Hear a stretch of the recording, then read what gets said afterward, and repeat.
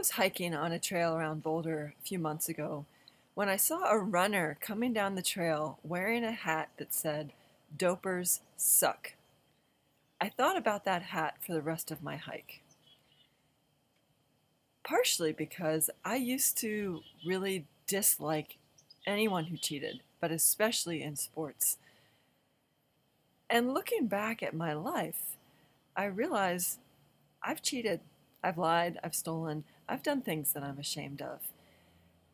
And I can't actually imagine being on the world stage like Lance Armstrong is, or some of these other professional athletes, where no matter what I do, it's under scrutiny. It can be really hard to admit to anything that we've done that isn't above board, that we're ashamed of, to our family and our community, let alone to the whole world.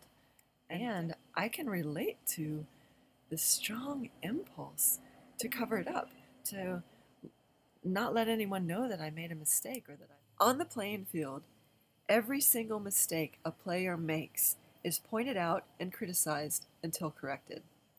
By design, on the field of real life, the athlete rarely faces similar accountability. Sadly, and too often with tragic repercussions, athletes don't distinguish right from wrong because they actually have no idea what is right and what is wrong. Rules don't apply. Acceptable standards of behavior don't apply. Little infractions become bigger ones, and adults turn a blind eye. If someone gets into trouble, the first move is for an authority figure, usually in the form of a coach, to get them out of it.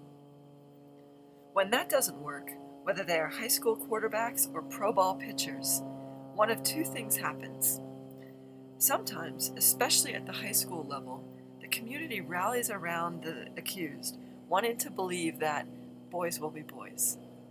We don't want to admit that in all these stories, it's not about the individual or the individual sport, but about the culture we have allowed to grow around them. It is in vogue now to blame and condemn athletes. They should be held accountable for their behavior. But we are just as culpable, allowing them to exist in a realm all their own and not caring a bit about what we have turned them into, as long as they bring us victory.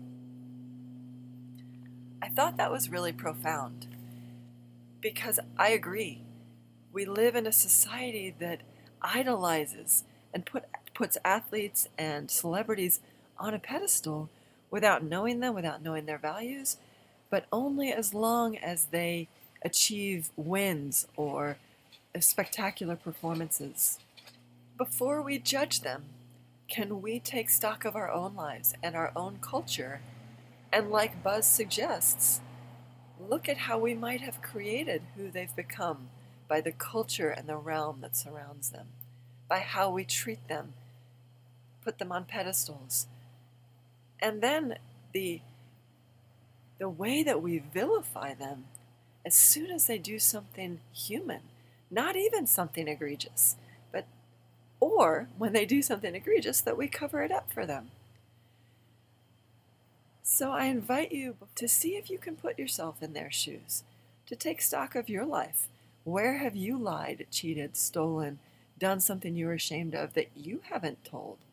And could you imagine having that go viral, having the whole world know about your deepest, darkest secrets?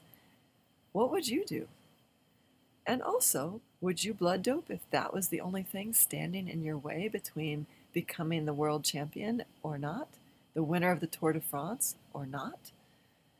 I would enjoy hearing from any of you who have ideas about how to change culture, or if you disagree with me, I'd be curious to hear your thoughts from you. Thanks.